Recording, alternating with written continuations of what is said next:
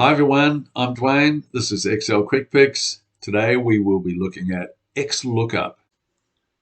Looking at this little example here, we have product, we have units sold, but we don't have any price. Over here we have a table with all the products and all their prices. We're going to put an Xlookup function here into D3 that will take the product, match it through that list, and extract the correct price.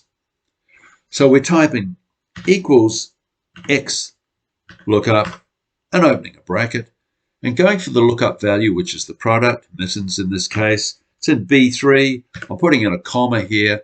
Now I need the lookup array. So I select that list of products, which is the lookup array. Now we're going to fill this down. So this lookup array reference has to have an absolute reference attached to it. So I'm going to hit the F4 key and I'm putting in a comma to separate that argument. Now I need the return array. And I'm going to hit F4 to make that absolute, and I'm closing the bracket. Now looking at this little function, there are three arguments. B3, which is the lookup value, then we have the lookup array, and the return array. Three mandatory arguments. If we look at this little table down below, formula and formula structure, it shows you the three mandatory arguments and shows you three more that are optional.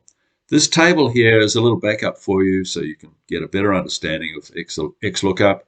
Anyway, I'm going to hit enter now, go back to that cell and fill it down, and there we have the Xlookup function.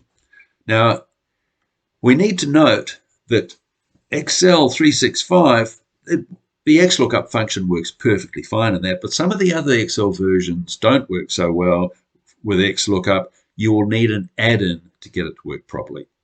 Okay, that's Xlookup. I hope that helped.